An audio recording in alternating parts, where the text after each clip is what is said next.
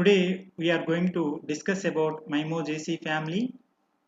మనము Mimosaceae family కుటుంబం గురించి ఇప్పుడు తెలుసుకోబోతున్నాం.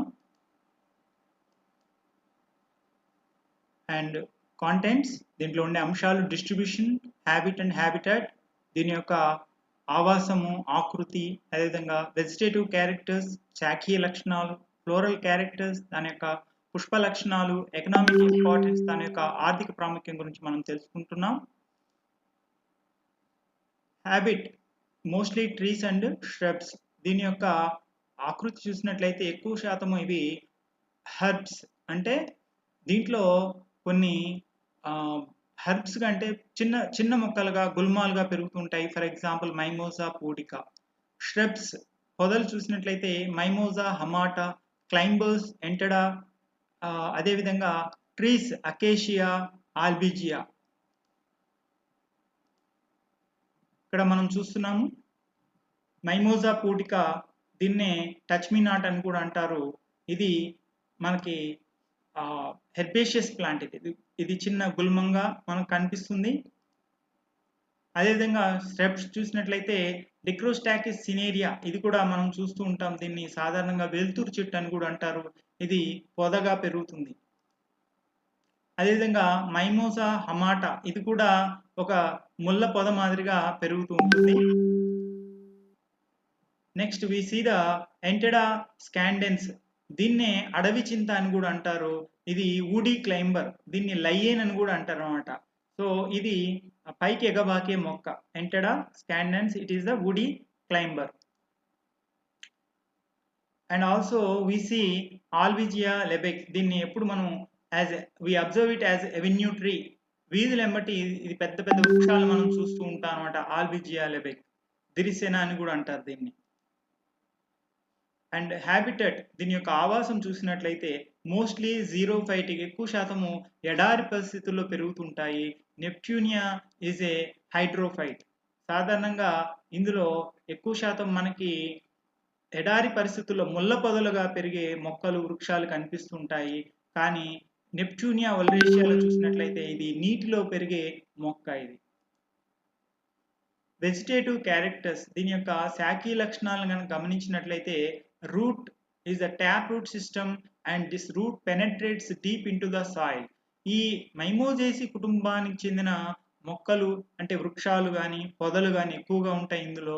వీటి యొక్క వేరు వ్యవస్థ బాగా డెవలప్ అయి ఉంటుంది. ఇది బాగా డీప్ గా పెనెట్రేట్ అయి ఉంటుంది అనమాట, అంటే లోపలికి చొచ్చుకొని పోయి ఉంటుంది అనమాట. స్టెమ్, కాండం చూసినట్లయితే aerial, erect, woody, climbing in Entada, unarmed in Albizia and armed in Acacia and Prosopis. సాధారణంగా కాండం లక్షణాలను పరిశీలించినట్లయితే ఏరియల్ అంటే వాయుగతంగా ఉంటుంది కాండము. అదేవిధంగా ఎరెక్ట్ అంటే నిటారుగా పెరుగుతుంది. ఊడి అంటే బాగా దృఢంగా దారుయుతంగా ఉంటుంది.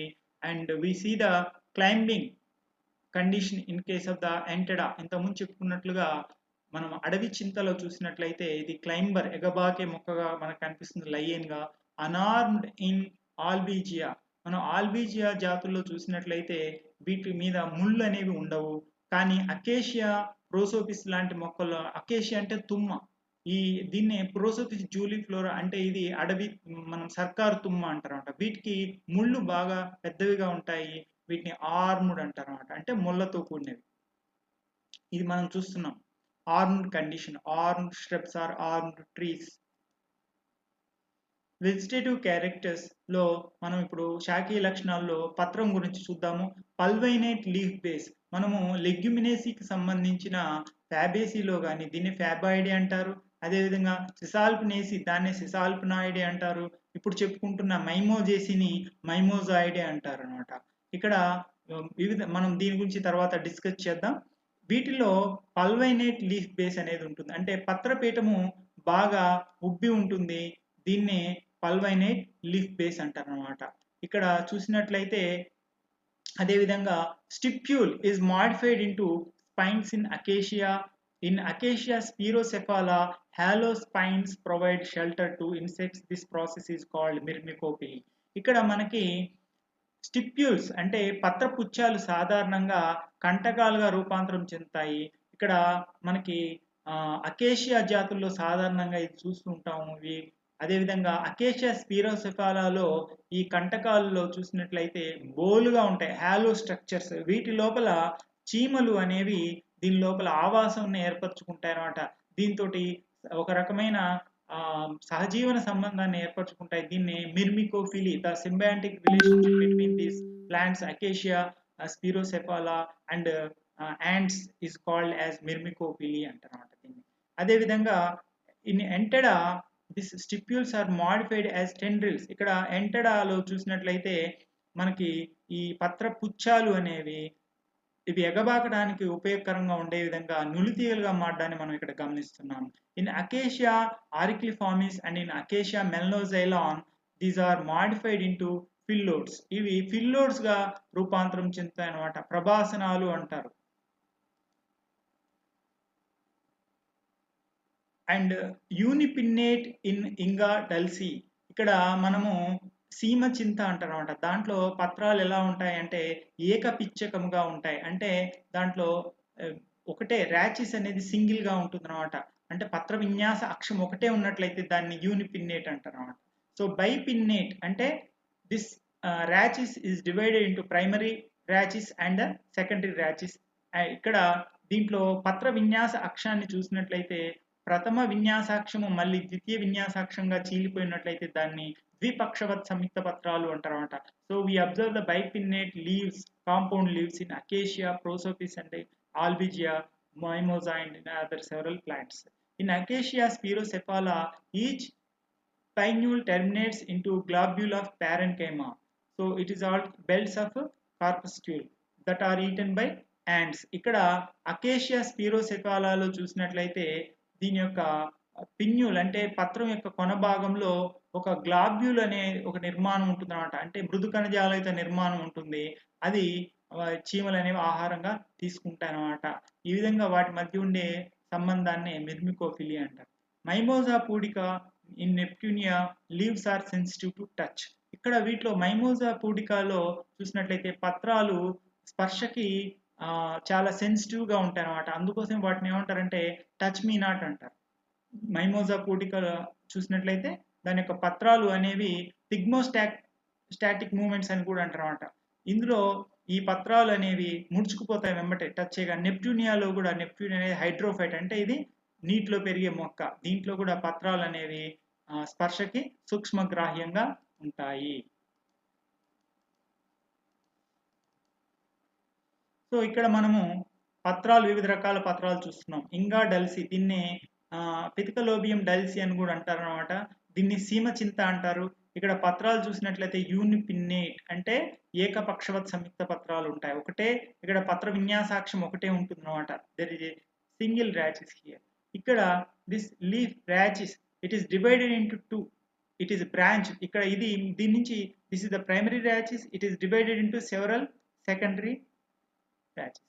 ఇక్కడ ఈ ప్రాథమిక పత్ర విన్యాసాక్షం అనేది మరలా ద్వితీయ విన్యాసాక్షాలను ఏర్పరుస్తుంది. దాని మీద అనేక పత్రాలు ఏర్పడడాన్ని మనం గమనిస్తాము. ఇది మనకి మైమోజా కుటుంబంలో కానీ అకేషియాలో కానీ మనం చూస్తాం. అదేవిధంగా డిక్రోస్టాకిస్, వెలుతురు చెట్టు అని కూడా అంటారు. దీంట్లో కూడా we observe the bipinnate compound leaves in all most of the plants in the Mimosaceae except in Inga dulci. Here in Dichrostachys also we observe the bipinnate leaves, and also in Albizia also we can find the this bipinnate leaves. And regarding the inflorescence, Pushpa విన్యాసం విషయానికి వచ్చినట్లయితే we observe the cymose heads in Parkia, Mimosa, Albizia and Acacia, and also we can find the spike kind of the inflorescence in Prosopis, Peptidania, Dichrostachys and racemes in Adenanthera. ఇందులో మనం సాధారణంగా పార్కియా, మైమోజా, ఆల్బిజియా మరియు అకేషియాలలో మనము సైమోస్ heads అనే ఒక అంటే దీంట్లో నిశ్చిత రకానికి చెందిన శీర్షవత్ పుష్ప విన్యాసం, ఒక బాల్ మాదిరిగా కనిపించే పుష్ప విన్యాసాలను మనం చూస్తాం. Spike kind of the inflorescence అంటే పొడవైన ఒక స్పైక్ ఇన్ఫ్లోరసెన్స్ అనేది ఒకటి కంకి లాంటి పుష్ప విన్యాసం మనకి ప్రోసోపిస్ అంటే సర్కారు తుమ్మ ఇలాంటి మొక్కల్లో మనకు కనిపిస్తున్నమాట. We observe the racemes in Adenanthera. దీన్ని బండి గురువింద అంటారు అనమాట. దీంట్లో మనము సామాన్య అనిశ్చిత పుష్ప విన్యాసాన్ని మనము గమనిస్తాం. సో ఇక్కడ మనకు కనిపిస్తుంది, we observe the in Mimosa pudica we observe the cymose head. మైమోజా పూడికలో చూసినట్లయితే దీన్ని అత్తిపత్తి, టచ్ మీ నాట్ అని కూడా అంటారు. దీంట్లో చూసినట్లయితే పుష్పాలు అన్ని కూడా శీర్షవత్ పుష్ప విన్యాసం మాదిరిగా నిశ్చిత హెడ్స్, సైమోజ్ హెడ్స్ గా మనకు కనిపిస్తాయి అన్నమాట. దీంట్లో కూడా ఆల్బీజియాలో కూడా చూసినట్లయితే మనకి ఈ పుష్పాలు చాలా అందంగా కనిపిస్తాయి. ఇవన్నీ this is one of the famous avenue tree Albizia. ఇక్కడ మనకు కనిపిస్తుంది ఈ పుష్పం కూడా, ఇది కూడా cymose head, we are enlarged view ఇది. అదేవిధంగా ప్రోసోపిస్ జూలిఫ్లెరా, దీన్నే సర్కార్ తుమ్ అని మనందరికి తెలుసు, చాలా popular and it is imported from the USA along with the wheat grains. ఈ అంతా కూడా మనం చూస్తుంటాం. ఇది ఒక కలుపు మొక్క మాదిరిగా ఎక్కడ ఎలాంటి నీరు లేని ప్రదేశాల్లో కూడా ఈ సర్కార్ తుమ్మ చెట్లు బాగా పెరుగుతాయి, మనకు తెలుసు. వీటిని మేకలకి వీటి ఆకుల్ని ఆహారంగా పెడుతుంటారు. దీంట్లో ఉండే ఇన్ఫ్లోరసెన్స్ చూడండి, ఇది పొడవుగా కంకి మాదిరిగా ఉండే పుష్ప విన్యాసాన్ని చూపిస్తుంది. In Prosopis we observe the spike kind of the inflorescence, and in Dichrostachys also we observe the spike kind of the inflorescence. ఇందులో Dichrostachys వెలుతురు చెట్టులో కూడా మనకి ఈ కంకి ఆకారంలో ఉండే పుష్ప విన్యాసాన్ని మనము గమనిస్తాం. సో ఫ్లోరల్ క్యారెక్టర్స్, పుష్ప లక్షణాలు చూసినట్లయితే flower it is bracteate, pedicellate in Adenanthera, subsessile in Albizia and Acacia, sessile in Prosopis and Entada, ebracteolate, regular, complete, actinomorphic, bisexual, perigynous, pentamerous and tetramerous in mimosa. ఇప్పుడు పుష్పం యొక్క లక్షణాలు గమనించినట్లయితే bracteate అంటే పుష్పపుచ్చ సహితము, పెడిసిల్లేట్ అంటే బృంత సహితము. ఇది అడినాంతర అంటే బండి గురువిందలో మనకి పుష్ప బృంతం అనేది బాగా పెద్దదిగా ఉంటుంది. In Albizia and Acacia it is subsessile అంటే దీని యొక్క పుష్ప బృంతం అనేది పూర్తిగా పెద్దదిగా ఉండదన్నమాట. And in Prosopis and Entada flowers are sessile అంటే పుష్పాలకు బృంతము అంటే కాడ అనేది ఉండదు ప్రోసోపిస్ మరియు ఎంటెడాలో. అండ్ ఈబ్రాక్టియోలేట్ అంటే దీంట్లో లఘు పుష్పపుచ్చం అనేది ఉండదు. రెగ్యులర్ అండ్ కంప్లీట్, కంప్లీట్ అంటే సంపూర్ణం, అన్ని పుష్ప భాగాలు, all the floral parts including the calyx, corolla and andrecium and gynoecium are present in the flower, so it is called as a complete flower. దీంట్లో ఉండే రక్షక పత్రావళి, ఆకర్షక పత్రావళి, కేసరావళి మరియు అండకోశము నిర్మాణాలు అన్నీ ఉండడం వల్ల దీన్ని సంపూర్ణ పుష్పం అని అంటాము. యాక్టినోమార్ఫిక్ అంటే ఇది సౌష్ఠవిత పుష్పము. ఈ పుష్పాన్ని ఏ యాంగిల్లో కట్ చేసినా కూడా రెండు సమభాగాలుగా మనం దాన్ని విడదీయవచ్చు అనమాట. కాబట్టి దీన్ని సౌష్ఠవితము, యాక్టినోమార్ఫిక్ అంటారు. Bisexual, both the andrecium and gynoecium are present in the flower, so it is called as bisexual flower. And perigynous, so దీన్నే పర్యండకోశ పుష్పము అంటారు అన్నమాట. So next, so it surrounds the ovary is surrounded by the all floral parts, so this is called as perigynous flower. అంటే అండకోశాన్ని ఆవరించి మిగిలిన పుష్ప భాగాలు ఉంటాయి కాబట్టి దీన్ని పర్యండకోశ పుష్పం అంటారు. pentamerous, usually all the plants show the pentamerous flowers. ఇక్కడ సాధారణంగా ఈ కుటుంబానికి చెందిన మొక్కలన్నింటిలో కూడా పంచభాగయుత పుష్పాలు ఉంటాయి. అంటే ఏంటి, అందులో రక్షక పత్రాలు, ఆకర్షక పత్రాలు ఇవన్నీ కూడా 5 చొప్పున 5 యొక్క గుణిజాలుగా ఉంటాయి అన్నమాట. Multiples of 5. So it is called as pentamerous. But occasionally plants like in Mimosa we observe the tetramerous flowers. అంటే మైమోజాలో చూసినట్లయితే చతుర్భాగయుత పుష్పాలు ఉంటాయి. అంటే ఇందులో రక్షక పత్రాలు, ఆకర్షక పత్రాలు 4 యొక్క గుణిజాలుగా ఉంటాయి అన్నమాట. Calyx usually sepals are 5 and they show the valvate aestivation. ఇందులో కేలిక్స్ లో చూసినట్లయితే అంటే రక్షక పత్రాల్లో చూసినట్లయితే రక్షక పత్రాలు 5 ఉంటాయి. ఇవి సాధారణంగా కవాటయుత పుష్పరచనని చూపిస్తాయి. కరోల్లా, ఇక్కడ ఆకర్షక పత్రాల్లో చూసినట్లయితే ఆకర్షక పత్రాలు 5 ఉంటాయి, కానీ మైమోజాలో 4 ఉంటాయి. మనం ఇంత ముందే చెప్పుకున్నాం, మైమోజాలో sepals are 5 in Mimosa and petals also sepals are 4 in mimosa and petals also 4 in mimosa, so it is called as tetramerous. ఇక్కడ మైమోజాలో చూసినట్లయితే రక్షక పత్రాలు, ఆకర్షక పత్రాలు 4 చొప్పున ఉంటాయి 5 బదులుగా, కాబట్టి దీన్ని చతుర్భాగయుతం అంటారు. మిగతా వాటిల్లో సాధారణంగా 5 రక్షక పత్రాలు, 5 ఆకర్షక పత్రాలు ఉంటాయి. ఈ ఆకర్షక పత్రాలు ఎలా ఉంటాయి, ఫ్రీ అండ్ వాల్వేట్, అంటే ఇవి అన్ని విడివిడిగా ఉంటాయి అన్నమాట. అసంయుక్తము అంటారు దీన్ని. So in corolla we usually observe 5 petals, except in mimosa where we find the 4 petals, and all the petals are free, and this is also called as polypetalous condition, and they show the valvate aestivation. And we occasionally in some of the plants like acacia and albizia we find the gamopetalous and tubular corolla. ఇక్కడ మనం సాధారణంగా వీటిలో ఆకర్షణ పత్రాలు అసంయుక్తంగా విడిగా ఉంటాయి, కవాటయుత పుష్పరచన చూపుతాయి. కానీ అకేషియా ఆల్బిజియా లాంటి మొక్కల్లో గ్యామోపెటాలస్ కండిషన్ అంటే ఆకర్షణ పత్రాలు సంయుక్తంగా ఉండే ఒక నాలికాకార నిర్మాణం ఏర్పడడం మనము గమనిస్తాం అన్నమాట. Regarding the androecium, the stamens are 4 in Mimosa pudica and 10 stamens are present in Adenanthera, Dicrostachys, Entera, Prosopis and Xylea. ఇక్కడ మనకి సాధారణంగా కేసరాలు చూసినట్లయితే రకరకాలుగా కనిపిస్తాయి. మైమోసా పూడికి ఇంతకుముందు చెప్పుకున్నట్లుగా దాంట్లో రక్షక పత్రాలు 4 ఉంటాయి, ఆకర్షక పత్రాలు 4 ఉంటాయి. అదేవిధంగా కేసరాలు కూడా 4 ఉండడాన్ని మనం గమనిస్తాం అనమాట. And in Adenanthera and in Dicrostachys, Entera and Prosopis and Xylea we observe the 10 stamens, they are free. అవి కేసరాలు 10 ఉంటాయి, అవి విడిగా అసంయుక్తంగా ఉంటాయి అన్నమాట. And we find the 10 monadelphous stamens in Parkia. పార్కియాలో చూసినట్లయితే ఇది ఒక పెద్ద వృక్షం పార్కియా అనేది. ఇందులో మనకి 10 కేసరాలు కనిపిస్తాయి. ఇవన్నీ కూడా కలిసి ఒక కట్టగా ఏర్పడతాయి. దీన్ని ఏకబంధయుతము అంటారు అన్నమాట. అదేవిధంగా in acacia we find the indefinite number of the stamens, they are all free. Acacia జాతులు అంటే తుమ్మ జాతుల్లో చూసినట్లయితే కేసరాల సంఖ్య అనేది చాలా ఉంటుందన్నమాట. అంటే దీన్ని ఏమంటారంటే అనంతము, అనేకము అంటారు అన్నమాట. కేసరాలు అనేకము అంటే ఇండెఫినెట్ నెంబర్, చాలా ఎక్కువ సంఖ్యలో ఉంటాయి, అవి విడిగా ఉంటాయి అంట, అసంయుక్తంగా ఉంటాయి. But we find the indefinite number of the stamens and monadelphous condition in Albizia and Inga. మనము ఆల్బిజియా మరియు ఇంగా డల్సీలో చూసినట్లయితే అంటే దిరిసిన మరియు మనము ఇంగా డల్సీ అంటే సీమ చింతల్లో చూసినట్లయితే కేసరాల సంఖ్య ఇక్కడ కూడా అనేకం చాలా ఉంటాయి, కానీ దే షో మోనెడల్ఫస్ కండిషన్ అంటే ఇందులో ఉండే కేసరాలన్నీ కూడా ఒకే కట్టగా కనిపిస్తాయి అన్నమాట. అదేవిధంగా ఫిల్మెంట్స్ ఆర్ ఎగ్జైటెడ్. మనము సాధారణంగా ఈ మైమోజేస్ యొక్క ప్రాముఖ్యత ఏంటంటే దీంట్లో ఉండే కేసరాలు ఆకర్షక పత్రాల కంటే చాలా పొడవుగా ఉండి బయటికి పొడుచుకొని వచ్చి చాలా అందంగా కనిపిస్తుంటాయి అన్నమాట. అదేవిధంగా బైథీకస్ anther we observe and intrors condition we observe, and this anther is tipped with the apical gland.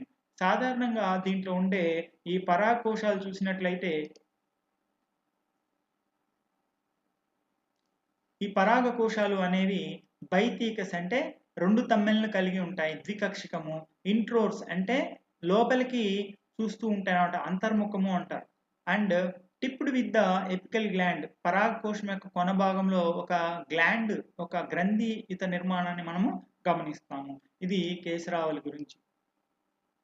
And in the gynoecium we observe the monocarpellary condition అంటే దీంట్లో ఉండే ఫలదళాలు ఒకే ఫలదళం ఉంటుంది. అండ్ యూనిలాక్యులర్ అంటే ఏకబిలయుతము. సుపీరియర్ సాధారణంగా ఊర్ధ్వ అండకోశం అనేది ఉంటుంది. మార్జినల్ ప్లెజెంటేషన్ అంటే దీంట్లో ఉండే ఆ అండన్యాసం చూసినట్లయితే ఒక అంచు ఎంబటి మార్జిన్ ఎంబటి ఉంటుంది, దీన్ని ఉపాంత అండన్యాసం అంటారు. 1 or more ovules per carpel. ఒక ఫలదళంలో చూసినట్లయితే 1 కంటే ఎక్కువ అండాలను మనం గమనిస్తుంటాం. Style is long, filiform and stigma is simple, linear or knob. మనము దీని యొక్క అండకోశం యొక్క పైభాగం ఉండే కీలాన్ని కనుక గమనించినట్లయితే ఇది పొడవుగా ఉంటుంది. అదేవిధంగా దాని యొక్క కీలాగ్రం స్టిగ్మాను చూసినట్లయితే సాధారణంగా సరళంగా ఉంటుంది, లేకపోతే పొడవుగా, లేకపోతే నాబ్ మాదిరిగా ఉప్పి ఉంటుంది. Fruit usually we observe legume kind of the fruit in Albizia and in Lomentaceous pod in Acacia. In Entera scandens the pod is woody and very large. It is 2 to 4 feet long and 4 inches broad in the Entera scandens. And seed is non-endospermic and in Inga dulci air is edible. ఇక్కడ మనము ఫలం యొక్క నిర్మాణాన్ని పరిశీలించినట్లయితే సాధారణంగా legume అంటే 2 వైపులా పగిలే ఫలాన్ని, ద్వివిధారక ఫలాన్ని ఇంగ్లీష్లో లెగ్యూమ్ అంటారు అనమాట. దీన్ని ఆల్బిజియా జాతుల్లో మనం చూస్తాము. అదేవిధంగా లొమెంటేషియస్ పాడ్ లొమెంటం రకానికి చెందిన పుష్పాన్ని ఫలాన్ని మనము అకేషియాలో చూస్తాము. అకేషియాలో ఉండే ఫలాన్ని చూసినట్లయితే అది నొక్కులుగా ఉంటుంది. మనం తుమ్మ జాతుల్లో తుమ్మ ఫలాన్ని మీరు చూసే ఉంటారు. తుమ్మకాయలు ఇవి ఎలా ఉంటాయి? నొక్కులు పడినట్లుగా అనేక నొక్కులు ఉంటాయి. ఇలాంటి ఫలాన్ని ఏమంటారంటే లొమెంటం అంటారన్నమాట. అదేవిధంగా మనం ఇంతకుముందు చెప్పుకున్నట్లుగా ఎంటెడా స్కాండెన్స్ దీన్ని అడవి చింత అంటారన్నమాట. ఇవి సాధారణంగా నల్లమల ఫారెస్ట్ శ్రీశైలం అడవుల్లో ఈ చెట్లు ఉంటాయి. మనం శ్రీశైలం వెళ్ళినప్పుడు వీటిని అమ్ముతూ ఉండడం మనం గమనిస్తాము.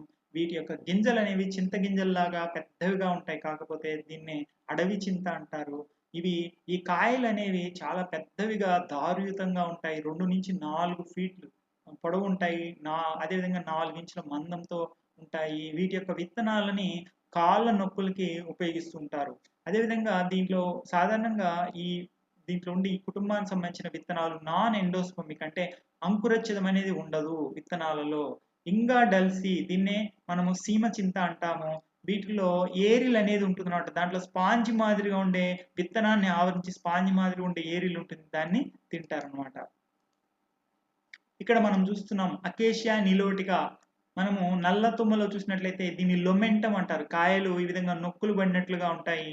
వీటిని లొమెంటం అంటాం. అదేవిధంగా ఆల్బీజియా లెబెక్ దీంట్లో చూసినట్లయితే ఇది ద్వివిధారక ఫలము, లెగ్యూమ్ ఫలాలను మనం చూస్తాం. అంటే 2 వైపులా పగులుతాయి. వీటికి శబ్దం ఎప్పుడు వస్తూ ఉంటుంది అనమాట. అదేవిధంగా ల్యూసినా ల్యూకోసెఫాలా దీన్నే సుబాబుల్ అని కూడా అంటాం మనము. దీంట్లో కూడా మనము ఈ ద్వివిధారక ఫలాల్ని మనం చూస్తున్నాం అనమాట. అంటే లెగ్యూమ్ ఫలాల్ని మనం చూస్తున్నాము. అదేవిధంగా బంతి వంటి ఫలాల్ని కూడా మనం పార్కియాలో చూస్తూ ఉంటాం అనమాట. Globe shape fruits. ఇది ఎంటెడా ఫేషియోలాయిడిస్. ఇది అడవి చింతలో ఒక రకం ఎంటెడా స్పీసీస్ అనమాట. ఈ ఎంటెడా స్పీసీస్ మీరు చూడండి ఇది ఎంత పెద్దగా ఉందో. దీంట్లో ఉండే ఫలం అనేది చాలా పెద్దదిగా ఉందన్నమాట. ఇదంతా కూడా ఒక దారుయుతమైన ఫలము. ఓకే, వుడెన్ ఫ్రూట్ చాలా పెద్దదిగా ఉంటుంది. ఇక్కడ చూడండి చింతగింజల మాదిరిగానే ఉంటాయి. చాలా పెద్దవిగా ఉంటాయి. కాబట్టి దీన్ని అడవి చింత అంటారు. దీన్ని రాసి కీళ్ళ నొప్పులకి కాళ్ళకి రాసుకుంటూ ఉంటారు అనమాట గిరిజన వైద్యంలో. Ethnobotany it is useful for the knee pains. అదేవిధంగా in Inga dulcis we find the aril surrounding the seed. This aril is edible. ఇక్కడ సీమ చింతలో చూసినట్లయితే ఫలము అనేది ద్వివిధారక ఫలం. ఇది లెగ్యూమ్ ఫ్రూట్ అంటే 2 వైపులా పగులుతుంది అనమాట. కానీ దీని విత్తనాన్ని ఆవరించి ఒక స్పాంజ్ లాంటి నిర్మాణాన్ని ఏమంటారంటే ఏరిల్ అంటారు. ఇది మనం తింటాం అనమాట. So some of the important plants Acacia catechu, Acacia concinna, అదేవిధంగా Acacia campbellii, Acacia decurrens, Acacia ferruginea. So ఇవన్నీ కూడా Acacia nilotica, Acacia melanoxylon, Acacia senegal, Acacia spirocephala, ఇవన్నీ కూడా వివిధ రకాలైన తుమ్మ జాతుల్ని మనము గమనిస్తాము. అకేషియా కాన్సిన్నా దీన్ని సీకాయ అని కూడా అంటారు అనమాట. ఈ సీకాయ కూడా దీని నుంచి చేస్తారు. ఆల్బిజియా అమారా, ఆల్బిజియా లెబెక్, డిక్టోస్టాకిస్ సినేరియా, ఎంటెడా ఫేషియోలాయిడిస్, ఇంగాడెల్సి, ల్యూసినా ల్యూకోసెఫాలా, ఇవన్నీ కూడా చాలా ప్రాముఖ్యతను కలిగి ఉన్నాయి. వీటిలో అకేషియా జాతులు అనేవి గిరిజన వైద్యంలో ఉపయోగిస్తారు. ఈ తుమ్మని కూడా చాలా ఆర్థిక ప్రాముఖ్యం ఉంటుంది. దాని యొక్క తుమ్మ బంక gum which is produced from the acacia species is commercially valuable, and also many plants are used. This gum is also useful in the Ayurveda as a medicine. And the trees like Albizia amara, particularly Albizia lebec, and these are avenue trees, and Leucina leucocephala, this is also called subabul. It is useful for the paper industry. The pulp of the trunks are useful in preparation of the paper. And Mimosa pudica, it is a ornamental variety. It is also called touch me not. Mimosa pudica ni ఇది మనము ornamental plant గా వాడుతుంటాము. ఇది అదే విధంగా మనము ప్రోసోపిస్ జూలిఫ్లోరా ఇది చూసినట్లయితే దీన్నే సర్కారు తుమ్మ అంటారు.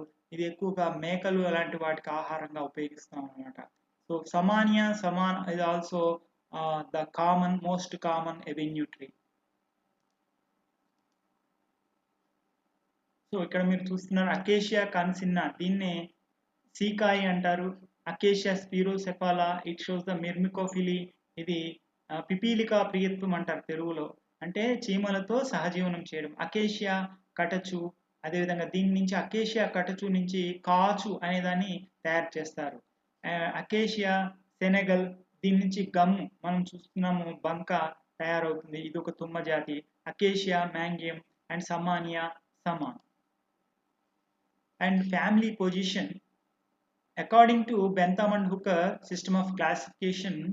ఇప్పుడు బెంథమ్ హుకర్ ప్రకారం చూసినట్లయితే అతను ఏం చేశాడంటే బెంథమ్ హుకర్లు లెగ్యుమినేసే అనే ఒక కుటుంబాన్ని ఉంచి ఆ కుటుంబంలో 3 కుటుంబాలు చేర్చారనమాట. మైమోజాయిడియే అనే పేరుతో దీన్ని ఉపకుటుంబంగా చేర్చడం జరిగింది Bentham and హుకర్.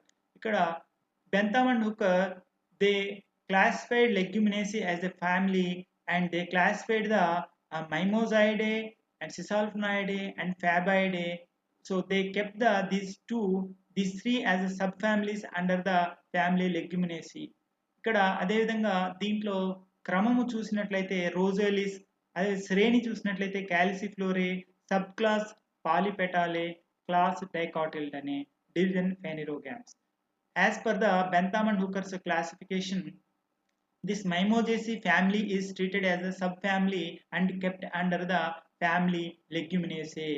So the natural order is same as the family. Now we consider as the family. Natural order is equivalent to family. Cohort is equivalent to order, and series and subclass, these are the same now. ఇక్కడ మనకి ఈ Bentham హుకర్ వర్గీకరణ ప్రకారము మైమోజేసి అనే దాన్ని వాళ్ళు ఉపకుటుంబంగా మార్చి మైమోజాయిడే అనే పేరుతోటి లెగ్యుమినేసే కుటుంబం కింద ఉంచడం జరిగిందనమాట. దీంట్లో మనము క్రమము రోజేలిస్, అదేవిధంగా శ్రేణి క్యాలిసిఫ్లోరే, ఉప తరగతి పాలిపెటాలే, తరగతి డైకాటిల్డే అని చూస్తాము. అదేవిధంగా విభాగము ఫెనిరోగామ్స్ అంటే ఆవృత బీజాలు అనేది మనం చూస్తుంటాం. అదే according to Engler and Prantl system of classification also they considered Mimosaceae as a subfamily. They named it as Mimosaidae and classified under the family Leguminaceae and order Rosalis, subclass Archiclamidae, class Dicotyledone, subdivision Angiospermae and division Embryophyta Siphonogameae. ఇక్కడ ఈ ఎంగ్లర్ ప్రాంటల్ ఏం చేశారంటే దీన్ని కూడా మైమోజేసిని ఒక ఉపకుటుంబంగా చూపించారు. వాళ్ళ యొక్క వర్గీకరణలో మైమోజాయిడేగా దాన్ని కుటుంబము లెగ్యుమినేసీలో ఉంచడం జరిగింది. అదేవిధంగా క్రమము రోజేలిస్, అదేవిధంగా సబ్ క్లాస్ ఉపతరగతి ఆర్కిక్లామిడే, తరగతి డైకాటిల్డనే, అదేవిధంగా ఉపవిభాగము యాంజియోస్పర్మే, అదేవిధంగా విభాగము ఎంబ్రియోఫైటా సైఫోనోగామే అనేది దీని యొక్క వర్గీకరణ. ఎంగ్లర్ అండ్ ప్రాంటల్ యొక్క వర్గీకరణ. మొత్తానికి బెంథమ్ అండ్ హుకర్ మరియు ఎంగ్లర్ ప్రాంటల్లు ఈ మైమోజేసిని కాకుండా వాళ్ళు దీన్ని ఒక ఉపకుటుంబంగా మైమోజాయిడేగా దీనిలో లెగ్యుమినేసి అనే కుటుంబంలో ఉంచడం జరిగింది. ఇదే మిగతా కుటుంబాలు కూడా వర్తిస్తుంది. మనం ఇంతకుముందు చెప్పుకున్న ఫ్యాబేసీని, అదేవిధంగా సిసాల్పినేసిని కూడా సిసాల్పినాయిడేగా, అదేవిధంగా ఫ్యాబేసిని ప్యాపిలియోనాయిడేగా వాళ్ళు లెగ్యుమినేసి అనే కుటుంబం కింద ఉంచడం జరిగింది.